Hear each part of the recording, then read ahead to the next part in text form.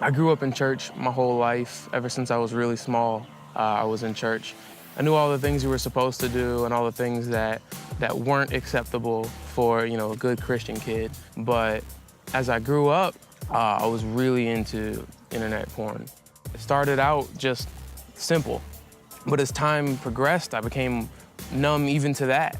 And so I had to look for more extreme things to catch my interest. I told myself, this isn't that bad. It wasn't like drugs or anything like that. The problem was that it was always just a choice that I kind of made, and it was just me.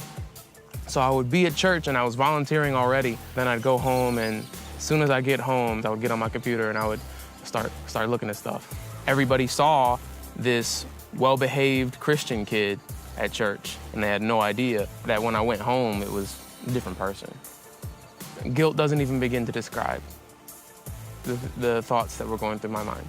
I used to think, as I was in my bedroom or whatever room, I was like, man, God's looking down on me right now, and this is what he sees.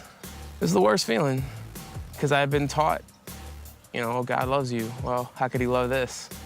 No matter how much I wanted to quit, it was just like, within a week, I would be back at it again. And every time I quit, I came back worse than before.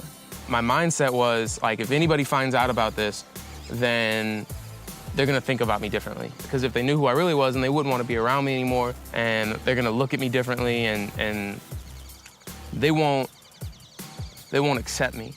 My thoughts started getting really dark because of all of the guilt. I started having suicidal thoughts. And I was like, I can't keep living this double life. It's too much. I knew I needed to get help. So when I finally started telling people about it, most of the people were surprised, but they weren't mean about it or anything like that. Everybody was really accepting because everybody had their own struggles. And actually, I found that a lot of people shared my struggle. They understood. And that was the biggest thing when I was caught up in it all. It's like nobody understands.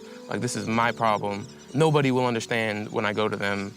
When I finally was able to get all these things off of my chest, it was just like this transformation. Everything came off my shoulders, and it was just, I could breathe for the first time. And it was just so different from anything I had ever experienced. It was so free.